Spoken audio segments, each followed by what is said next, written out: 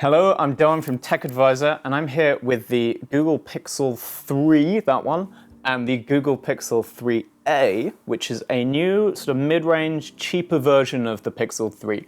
I'm going to break down the differences between them because there's a lot that's very similar with a price that's very, very different. So let's get into it. So on the left here, we have the new Pixel 3a, and on the right, the Pixel 3. As you can see immediately, they're pretty similar looking on the front, but there's definitely a size difference. There's also XL versions of each, but I'm just going to focus on the core models for the moment. Okay, so price-wise, there's a lot. This is like the headline thing. Like, this one is the Pixel 3a is £399 or dollars, which is a really great price for what it is. The regular Pixel 3 is £739 or $799. So almost double the price, though to be fair, it's been out for 6 months or so at the time we're recording this, so actually you will probably find it for less than that online. So the price difference maybe isn't quite as stark as that makes it sound in practice, but still, there's a big price gap between them. What makes that really interesting is that the headline feature of both phones is the camera, and the cameras are the same. So Pixel 3, the Pixel line in general, culminating in the 3, has always been about the camera, and Google has made a big fuss about how good its cameras are. What's interesting about that is it's always been software driven. The actual sensor is good, but nothing really special. It's a 12.2 megapixel sensor, single lens. There's no wide angle, there's no telephoto like you might find in other smartphones. It's just one lens, it's 12.2 megapixels, which isn't that many megapixels. But the software stuff underlying it all is phenomenal. And Google has kept those secrets very close to its chest. And yeah, the 3a has the same camera lens, pretty much. And it has the same software. So we haven't done a sort of full testing of this yet, but in theory, you are going to get the same image quality in the 3a as you do from the 3. That includes all the various different modes. So you've got the regular camera, we've got no one to portrait in this shot, but you've got the portrait mode, again, using software to sort of figure it out because there's no second depth sensing lens. Panorama, the big one here is a night sight. Google's sort of taking photos in the dark mode, so it takes multiple exposures when light's low, and it is phenomenal. You can be in an almost pitch black space, and it will find enough light through multiple exposures to capture the color and the details of whatever you want to photograph. And that's in the 3a too. All of that is there, all these features. There's also new sort of AR features. Google Lens has had an update. There's going to be AR for Google Maps, which is going to be exclusive to the Pixel 3 and 3a, so that you can sort of get AR directions as you're walking down the street. Again, you have to be in a street to do it. They haven't set it up for our studio, sadly. But it means you can sort of have the camera up facing down the street, and you'll see on-screen prompts for where you want to turn using your camera's view to show you exactly where you are. All that stuff is there. Basically, everything that uses the camera is the same between these phones. Now, there is one little difference, which comes down to the processor. So, the Google Pixel 3 runs a Snapdragon 845, which isn't the latest Snapdragon anymore, but at the time it was. So it was the big flagship Snapdragon at the time the 3 came out. The 3a is running a Snapdragon 670. Mid-range processor. Still good, still fast, but it's definitely slower. It's not going to have the same performance. They've got the same RAM. They're both 4 gigabytes. So actually, by today's standards, that's not that much. You can get a 10 gigabyte RAM phone. But still, they've got the same RAM, different processor. That means you probably won't notice a performance difference day to day. Like when you're just using your phone for email, Instagram, whatever, they're both going to be as fast as one another. If you play a lot of games, you might see the Pixel 3 would probably pull ahead. But there will be a difference in camera, just because so much of the camera magic in the Pixel is driven by software and by processing. Slower processor, slower image processing. The output, the end result, should be identical. It won't mean that the photos come out any worse. It just means it's going to take a bit longer for the 3a to take those photos. So you might have a harder time taking very quick photos or taking lots of photos in quick succession, particularly night sight and modes like that where it's using multiple exposures. And a lot of what the Pixel's magic is that it actually, even when you think you're only taking one, usually it's taking multiple photos and picking the best one, picking elements from each. All of that will just take a little bit longer on the 3a. Not a lot. It'll still feel pretty fast and responsive.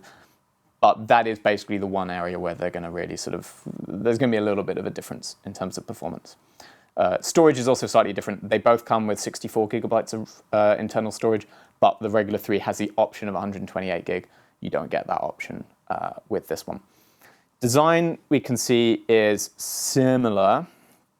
Like you said, the sort of, you can see the 3A is bigger, even though the screens are about the same. It is a slightly bigger screen. It's 5.6 inches compared to 5.5, 5.5, sorry.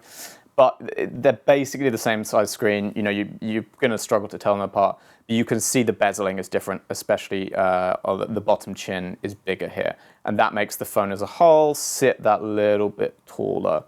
You'll also see the stereo speaker is moved. I'm not entirely sure why, because it does still have stereo speakers. It's just now they're down firing rather than 2 on the front of the device, as you have with the regular 3. So you still get stereo sound, it's just moved around.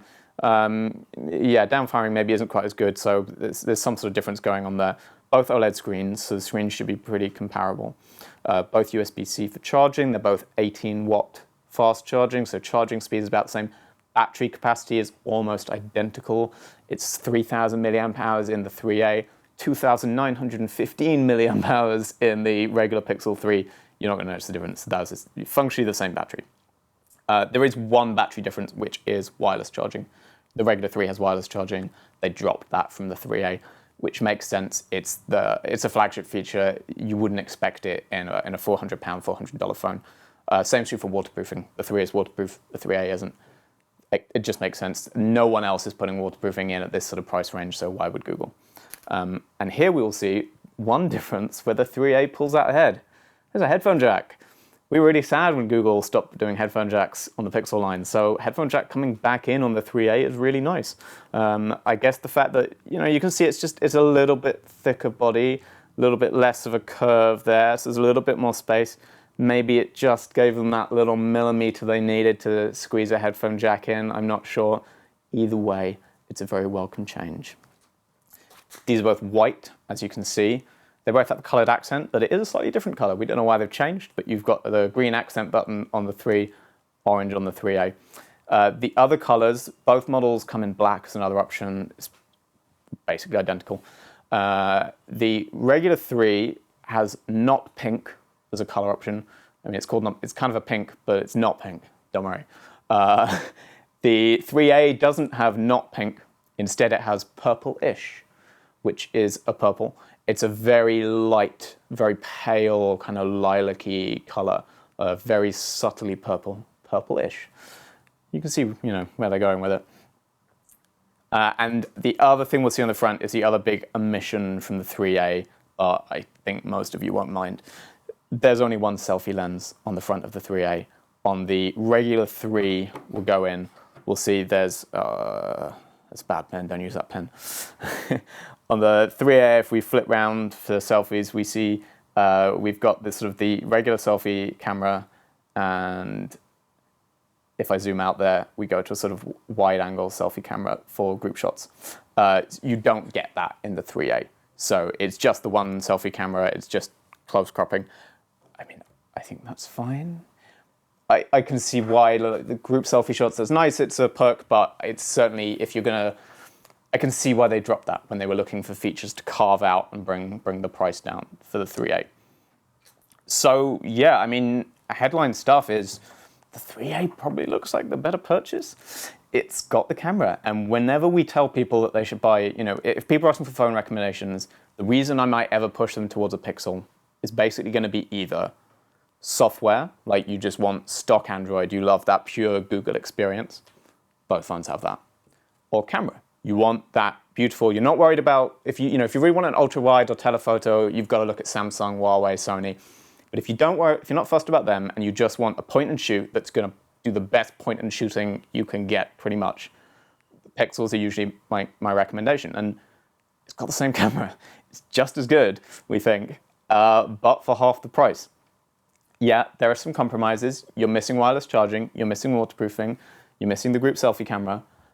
But those aren't big deals, for me at least, and I would suspect for most people they're not big deals. Those are all like nice to have features, very much non-essential.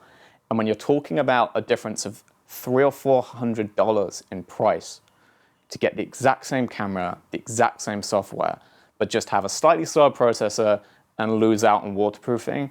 Like, man, for me, that's an easy decision. I would absolutely say the 3A is the one to get right now. It's a little bit different if you want the XL models. I don't have them to hand right now. The big difference there is the Pixel 3 XL doesn't have this bezel display. It has a notch, so it's that kind of more full screen experience. Whereas the 3A XL is still the bezel design. It's not a notch. It's still this very sort of chunky, big bars at the top, which, I mean, I'm hoping with the Pixel 4 we move past that and it's a much more in the full screen space where every other handset manufacturer already is. And that, if anything, is the downside of the 3A, because you could get like a tiny notched full screen phone for way cheaper than the 3A even. You can buy £200, $200 phones that just have a tiny teardrop notch. So the 3A does still feel backwards in that design sense, but that camera for $400, £400, like, that's great. So yeah, I'm sold. We're going to be testing this more thoroughly. We're going to be doing a big review of this and the 3A XL as well. We've also done an unboxing of the new 3A and the 3A XL, so there'll be a link to that. Go check that out if you want to see a bit more of these phones in action and you want to see the XL version of it in the flesh and see how it compares. But that's it for now. Like and subscribe. Let us know in the comments what you think. If you think the 3A would be enough to tempt you into the Pixel line now that the price is so much lower. If you're worried the camera won't really keep up because of that processor. But yeah, thanks very much.